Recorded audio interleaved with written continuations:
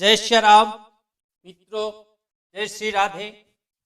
आज का हमारा विषय कि पुत्र महादेव का तो है किंतु पार्वती का नहीं, अर्थात ये पुत्र सिर्फ देवादिदेव महादेव शिव शंकर की ऊर्जा से उत्पन्न हुआ।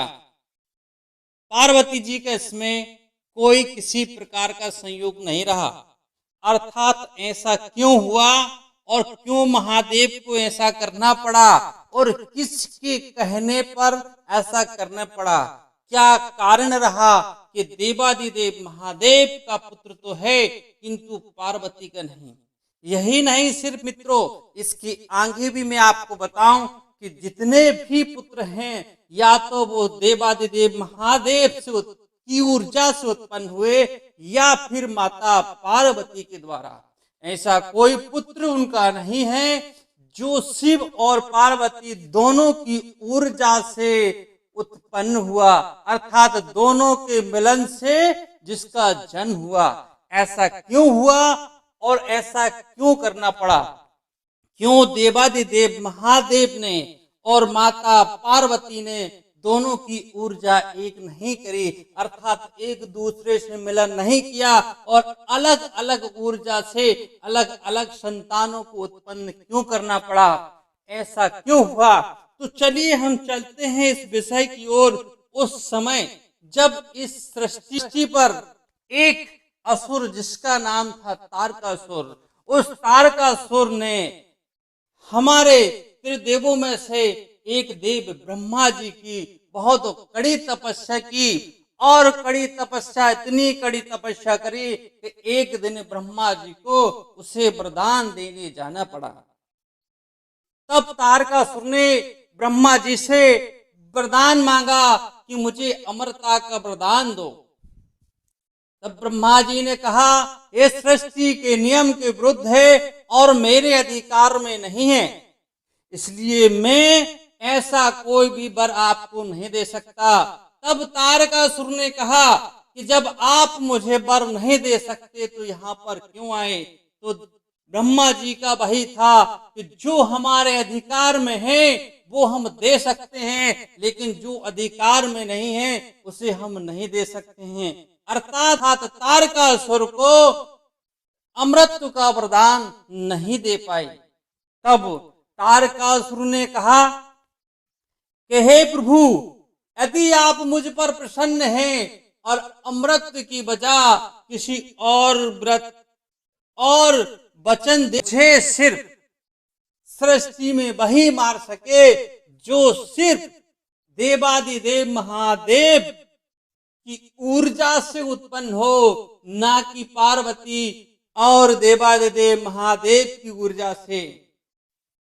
तब ब्रह्मा जी ने फिर एक बार तारकासुर को कहा कि ऐसा नहीं हो सकता। तो तारकासुर ने कहा कि आपके अधिकार में ये नहीं है कि आप अमृत का वरदान नहीं दे सकते, किंतु ये वरदान तो आपके अधिकार में है और आपको देना ही होगा। तारकासुर के हट करने पर ब्रह्मा जी ने उन्हें वरदान दिया और तथास्तु कह के चले गए। तब तारकासुर की शक्तियां अति बढ़ गईं और तारकासुर ने ऐलान किया कि स्वर्ग के देवता राजा इंद्र पर आक्रमण करने का और सिंहासन पर अपना अधिकार जमाने का। ऐसा जब हुआ तो देव राज इंद्र और गुरु बृहस्पति सभी देवताओं के साथ कैलाश पर्वत देवादिदेव महादेव के पास पहुंचे। वहां उन्होंने देवादिदेव महादेव से प्रार्थना की, विनती की और देवताओं के राजा इंद्र ने महादेव से यह वचन मांगा कि तारकासुर का वध वही कर सकता है जो सिर्फ आपकी ऊर्जा से उत्पन्न हो और पार्वती जी की ऊर्जा से उत्पन्न नहीं। इतना ही नहीं, उन्होंने कहा कि सृष्टि में इतनी ताकत नहीं है, इतनी क्षमता नहीं है कि ये सृष्टि आप और माता पार्वती अर्थात देवादिदेव महादेव और माता पार्वती दोनों के संयोग से कोई संतान उत्पन्न हो, जो ऊर्जा उत्पन्न होगी उसको ये सृष्टि कभी संभाल नहीं पाएगी, अर्थात ये सृष्टि नष्ट हो जाएगी। इसलिए आप ना तो अभी ना ही कभी भविष्य में ऐसा का इस ऊर्जा जो आप दोनों के संयोग से बने, ऐसे दोनों की ऊर्जा से कोई संतान उत्पन्न ना करना। जब देवराज इंद्र ने ये कहा तो महादेव तो महादेव हैं, उन्होंने देवादिदेव महादेव ने देवराज इंद्र को ये वचन और वरदान दे दिया कि जो भी संतान उत्पन्न होगी वो मेरी ऊर्जा से उत्पन्न होगी।